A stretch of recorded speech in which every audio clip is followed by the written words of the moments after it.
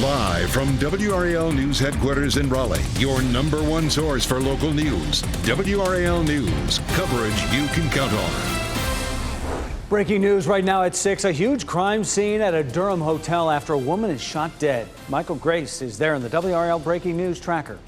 And our temperatures are a bit cooler this morning than they were yesterday in the 40s and 50s. A jacket will feel nice heading out the door, but I'll show you why we're still on track for a very warm afternoon. A change in federal benefits that goes into effect today has food banks bracing for an increase in demand. The call for more donations as people will be looking to stretch their dollars even further. A lot to tell you about as we begin a new month. Welcome to your Wednesday and to March. I'm Renee Chu. And I'm Jeff Hogan. Yeah, March kicks it off right here, which is you can draw a line, winter's over. And as far as meteorologists are concerned, right? Elizabeth Gardner in the WRAL Severe Weather Center with the temperatures right now. Yeah, meteorologically, we end the season of winter at the end of February, and it starts at the beginning of December. So we have wrapped up March meteorologically with the warmest winter with the warmest that we've ever seen on record. Our temperatures are still going to be on the warm side this afternoon, but we're a little bit cooler than we were yesterday. 51 is our current temperature. We have an east wind at 9 miles per hour, and that's brought us some cooler temperatures this morning, but we'll still be on track for a nice warm afternoon. Looking at some 40s out there as you're heading out. 45 in Roxborough, 43 South Hill, 47 in Rocky Mount, 48 in Goldsboro. From the Triangle area southward, our temperatures are in the low 50s right now, but we're looking at anywhere from 10 to 15 degrees cooler this morning than it was yesterday when you stepped out the door. Mid to upper 60s at lunchtime, and we'll be in the mid to upper 70s across our area today. I expect mostly sunny skies this morning, but we'll see increasing clouds this afternoon because we have a system on the way to bring us some rain. It's going to be wet overnight tonight after midnight, and then we're going to end up with a wet start tomorrow morning. A little break midday, and then rain again Thursday night into early Friday, and yet another wave with a front coming through on Friday night. This is just in from the Storm Prediction Center. Right around the Triangle, we have a level 1 risk for severe storms on Friday evening, but our southwestern counties are under a level 2. We'll walk through the timeline for that front on Friday. Coming up, Brian. It is 6:01, almost 6:02 right now as we take a live look at I-40 at 15501 between Durham and Chapel Hill. Pretty lightly traveled right now in both directions. No delays on that eastbound side heading away from 15501 back toward the 885 interchange. And around the rest of the Triangle, still looking fine. We're not seeing any crashes or other delays right now in Wake County. Looking fine on 440 in both directions, and I-40 looks good all the way through the Triangle. Brian, thanks. Now to breaking news. One person is dead and another injured after shooting overnight at a Durham hotel. WRAL's Michael Grace has been at the scene all night, where police have been investigating for going on 7 hours now. Michael, what can you tell us? Yeah, well, what we know so far is it happened at 11 o'clock last night. That woman was shot, taken to the hospital where she later died. The man has non-life-threatening injuries, and this entire parking lot here at this extended stay has been blocked off the entire time that I've been here. I want to get you to this video from the WRAL Breaking News Tracker to really show you how massive this crime scene is. In fact, I had to go off property with my camera in order to just get a small glimpse of some of the evidence markers that you can see in the parking lot outside of one of the rooms here. And investigators also have the mobile command unit here, so they have been at it all night. Unfortunately, we haven't been able to get a good glimpse of what they've been working on, although I did speak with the public information officer here in Durham. They say they don't have any other updates than the one we're giving you at this time. This is now the second deadly shooting in a week here in Durham. Right now, I'm still working with investigators to hopefully find out if they have any leads on a potential shooter. Live in Durham, Michael Grace, WRAL News. Starting today, food pantries in North Carolina are preparing for an increase in people needing their help. A benefit that has been helping to put food on the table for hundreds of thousands of people ends today. WRAL's Nia Harden joins us now to explain what's changing and how the community can help those who are losing that assistance. Nia. Yeah, right now, starting today, organizations like Interfaith Food Shuttle, they are going to be expecting to see more people who are going to be here. And that is because they are saying that this is all due to the food assistance program that is going to end up cutting some of that funding. That's the food assistance program known as the Federal Supplemental Nutrition Assistance Program that will lose at least $95 per month This is part of the additional money families received during the pandemic. Barbara Morales-Burke with Interfaith Food Shuttle says they've already seen an increase in the need for food. And while they don't know how much more will be needed, they say they are ready to meet the demand. We're going to be listening to what we hear from those partner agencies. We're going to listen to them about what kind of change they're seeing in the level of need and what those specific needs are. And then as our resources permit, we'll do our best to fill them. But what we do can only be done with the support of the community. And there are several food assistance program options available. You can find that information on the WRAL News app, as well as how to donate. Nia Harden, WRAL News in Raleigh. Some food benefits for children affected by COVID in North Carolina aren't ending yet. The state's Department of Health and Human Services just got approval to continue its Pandemic Electronic Benefits Program, PEBT it's called. That program provides help for eligible kids who can't access meals at school or in childcare because of COVID-related absences or closures. With the extension, PEBT will last now until May 11th, which is when the pandemic health emergency ends. New this morning, UNC police are looking for the person who assaulted and robbed a student inside a dorm room. Police sent out a crime alert around 10:15 last night about the robbery. It happened at Morrison Residence Hall around 8 p.m. Police say a woman entered a student's room and assaulted and threatened them. The woman then went through the student's belongings and took money before leaving. Police did not say if this was a targeted attack. Breaking this morning, the death toll is rising after 2 trains crashed head-on in Greece. We just checked and at least 36 people died in this crash. More than 85 others are hurt. This all happened around midnight. Rescue crews are working now to find any other survivors in the wreckage. Some of the riders were university students returning home from vacation. Officials say several rail employees are among the dead. Investigators say a passenger train leaving Athens hit an oncoming freight train at high speed.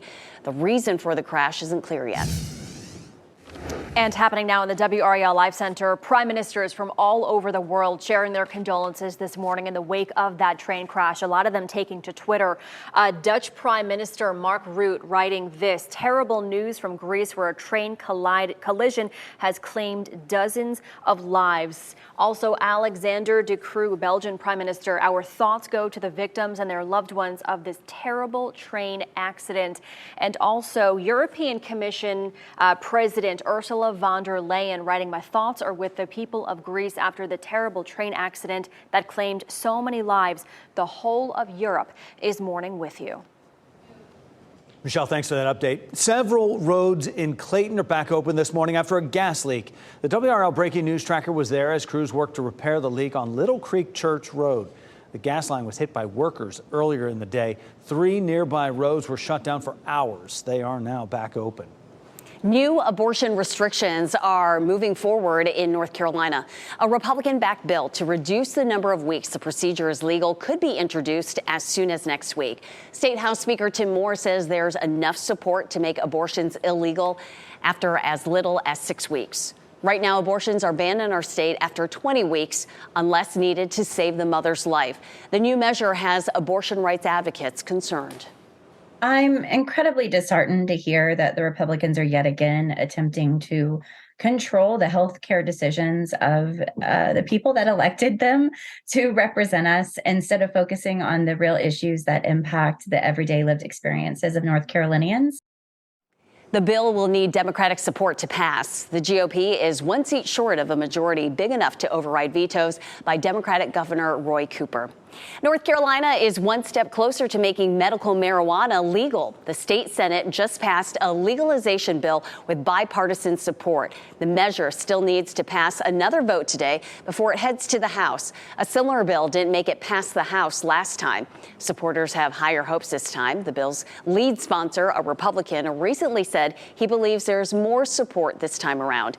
North Carolina is one of a small number of states yet to legalize medical marijuana. A man facing charges after a 6-year-old brought a gun to school in Rocky Mount will be in court this morning. 58-year-old Marvin Davis is charged with failing to store the gun properly.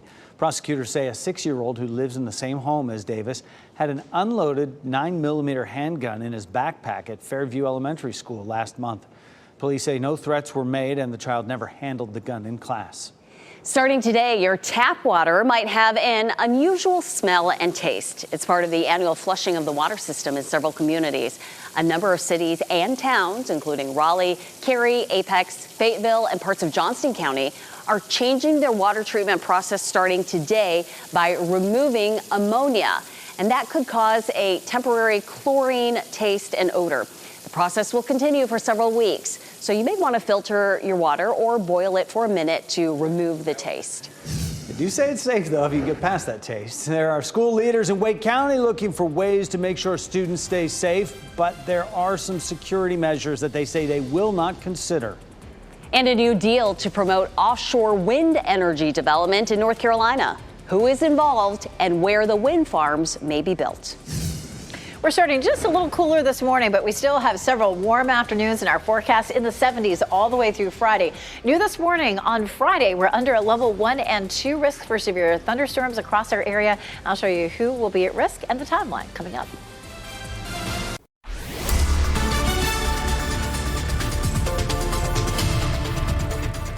6:13. It's a little bit cooler this morning than it was this time yesterday. We're in the 40s in Rocky Mount, checking in at 47 this morning, 51 in Durham and 51 in Fayetteville. We're seeing mostly clear skies or maybe a little bit of high thin cloud cover as that sun comes up, but we should have a beautiful sunrise. It's just beginning across our area right now. We'll take a look at what you need heading out the door. I was pretty happy in a jacket this morning because temperatures are anywhere from 10 to 15 degrees cooler this morning than they were yesterday. But still, it's going to be pleasant. At lunchtime, temperatures will be in the mid to upper 60s with some sunshine. So eating lunch outside today looks great, and dinner too. We'll see a high of 76, 77, and during dinner temperatures will still be close to 70 degrees. After that, we have rain in our forecast for a good bit of Thursday and Friday. I'll walk you through it coming up. Brian. 6:14 right now, Elizabeth, and you're looking at live sensor data around the triangle as we watch those major routes this morning, not picking up any problems anywhere in Wake County. So let's take a look at those major approaches into Durham at the moment, and our sensor readings are indicating that all that is looking clear. Coming in from Raleigh on 40 westbound, no delays from Wade Avenue, and out of Hillsborough toward Durham on 85 northbound, we're also looking clear, Jeff. Thanks for that, Brian. Wake County is making it clear that metal detectors are not part of the district-wide plan to make schools safer. District leaders are facing mounting pressure from parents to address safety. There have been 5 guns found at 5 schools in the last 4 months. That's on top of a growing number of social media threats and school lockdowns. The school system has identified 5 recommendations for physical security upgrades at schools, but they're keeping those under wraps for now. I can't really tell you what's in the assessment, but I'm going to tell you what's not in the assessment. Metal detectors and/or weapon detection systems are not in the assessment. Okay, so those security experts have told WRAL metal detectors can catch some weapons, but they're very expensive and unlikely to stop a school shooting. Later this year, Wake County will install new check-in systems at all schools that screen visitors more carefully. In just a few hours, jurors in the Alec Murdaugh trial will arrive at the rural hunting estate where his wife and son were murdered. Today's trip comes one day after the prosecution ended its rebuttal questioning. Once the visit to the South Carolina estate is over, closing arguments in the case will begin. The jury could start deliberations by tomorrow. Murdaugh denies killing his wife and son. He was formerly a powerful attorney in South Carolina. 2 people were in the hospital this morning after a serious crash in Sampson County. This was the scene when the WRAL breaking news tracker arrived along US 13 at Alex Benton Road last night. Troopers tell us charges are pending. New this morning, Chicago is preparing to elect a new mayor after voters denied incumbent Lori Lightfoot a second term. Lightfoot conceded overnight. Now Paul Vallis and Brandon Johnson will meet in a runoff to take her place. Vallis is a former head of Chicago Public Schools. Johnson is a county commissioner. Lightfoot thanked her supporters and spoke directly to young people of color last night. I told you back then that anything is possible with hard work. And I want you to know that no matter what happens along the way, you should always believe that, because it's true.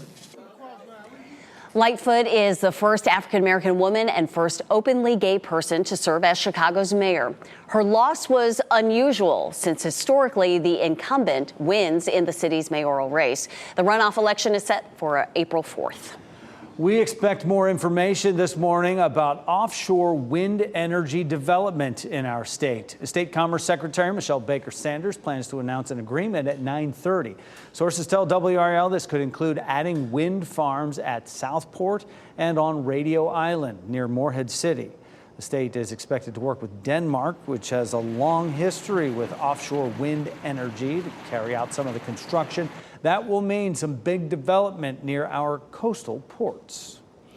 Very interesting. Wind kicking up just a little bit today as we enter March. Elizabeth Gardner, the WRF Severe Weather Center. Yeah, you know, March on the calendar when you're in elementary school had that kite, coming through. So we do tend to see a lot of changes. A lot of systems rolling in March can make things a little breezy. And we're seeing winds out of the east this morning at about 10 miles per hour. Pretty sunrise in progress here in Goldsboro, looking gorgeous. There's a live look there, looking at Apex, Chapel Hill courtesy of Top of the Hill Restaurant, and a nice look at the DBAP there. The seats all lit up. It's just about a month until the boys of summer return there. In the meantime, we have a wetter pattern that we're about to move into. We're going to see rain starting late tonight, tomorrow morning, again late Thursday, early Friday, and again on Friday evening with a front that's already leaving us with a level 1 and 2 severe threat for Friday evening. Here's a look at that big system that's going to come moving across the country.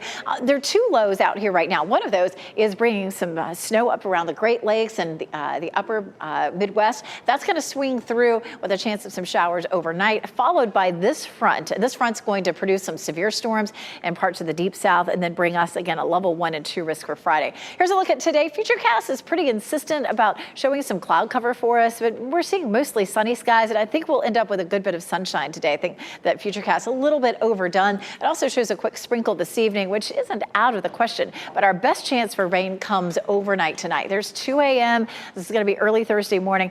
Thursday's morning commute is going to be messy. This is a look at 6 a.m. If you're going to be out early, it'll be worse. If you're out later, the roads will still be wet, but between 8 and 9 o'clock, a lot of that rain should begin to taper off. And then we're fairly dry midday, but then once we get into the late afternoon, evening, during the evening commute on Thursday, we have more rain that rolls in, and that sticks with us into Friday morning. Here's a look at the big system. This one, the second one coming through with a lot of snow again across parts of the country and severe storms along the Mississippi Valley. We start off with some rain early Friday morning, and then we'll see that front moving in our direction. A little break midday, just like Thursday, and then the front itself sweeps through during the evening. It'll be a wet evening commute, and we'll have the chance for some storms right around dinner time. Then that all moves out, and we'll still stay on the mild side getting into the weekend. For today, it's a level 2 risk for severe storms from Tennessee back to Texas, and then it gets worse. Look at this. For tomorrow, it's a level 4 risk from Texas back over across Louisiana and Arkansas.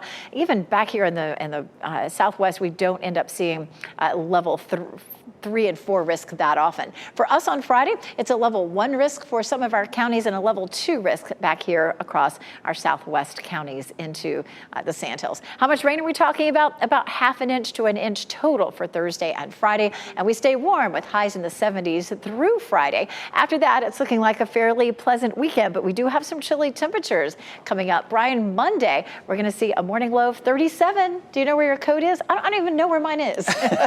Don't put it away just yet. Not until sometime in mid-April. As we take a look at traffic this morning at 6:20, looking pretty good around the triangle. No crashes showing up right now. Just starting to see our delays building on 40 westbound coming in around the Clayton bypass. We'll get an update on those delay times coming up in just a few minutes. I want to remind you about that work in Wake Forest with many railroad crossings closed today. They're going to close Rogers Road today as they work to maintain that crossing. All these should be open sometime tomorrow. Just allow some extra time across those railroad crossings in Wake Forest. Brian, thank you. Congressional lawmakers are reaching across the aisle to address a common concern. What a new House Select Committee is saying about the threats posed by China. And another Triangle community is allowing drinking outdoors in its downtown, where the newest social district in our area is getting started today. Coming up on Today, updates from across the country as major winter storms are packing a punch to millions. Today is coming up at 7 here on WRAL. And here are your winning lottery numbers on your screen right now.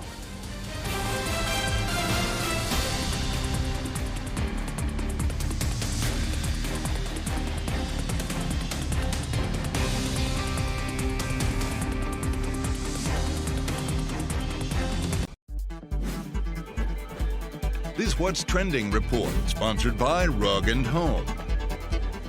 Disney is reimagining one of its classics once again. And Brian Schrader is here now with What's Trending, Brian. Yeah, there are no new ideas, so Disney is going to take us back to Neverland. The trailer for Peter Pan and Wendy just released. This is a live-action movie that will arrive on Disney Plus in April. Peter Pan is played by 16-year-old Alexander Maloney. It also stars Jude Law as Captain Hook and Blackish star Yara Shahidi as Tinkerbell. So it's nostalgia for us, but now a whole new generation can experience the adventures of Peter Pan and Wendy. And Brian, you alluded to this, but Disney seems to have this MO of just remaking its films with these live action, with the live action thing, like Little Mermaid will be premiering in theaters in May. So a lot of folks are excited about that. Do these work?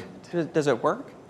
I think by having actors, it gives a lot of more emotional depth to the story, perhaps. We'll see, exactly. Tom Brady might need to play some defense when it comes to his phone. That's because Brady's 10-year-old daughter Vivian took his phone and posted pictures of her kitten to his Instagram story. But it looks like Tom got his phone back. His most recent post is a promotion of his clothing brand called Brady. Who needs to see that? We want to see more of the cats. Yes! It's so cute. She hijacked his phone and then hijacked his Instagram stories to post that. They got those two kittens right after Valentine's Day, and she's just loving it. And she outs herself there saying that, by the way, this is Vivi on Dad's phone, laughing emoji. Love it, Brian. Thank you. A nail biter at the end, but the Duke Blue Devils are unbeaten at home this season, defeating NC State last night. Duke got a 71-67 win, paying the Wolfpack back for a lopsided loss earlier this year. In Coach John Shire's first season since taking over for Coach K, Duke completed its home schedule, a perfect 16-0. Have you seen it yet? The yellow pine pollen has started to cover everything, but we do have rain returning overnight tonight through Friday. That'll give us a little bit of a break from the pollen, but I'll show you how long it could last this season coming up. And here's a live look now outside the Extended Stay America Hotel on NC 55 in Durham. Police have been there all night long after a woman was shot dead. Michael Grace is there in the WRAL Breaking News Tracker. And changes are coming today to the SNAP program. Coming up, we'll tell you why food pantries say they expect to be busy.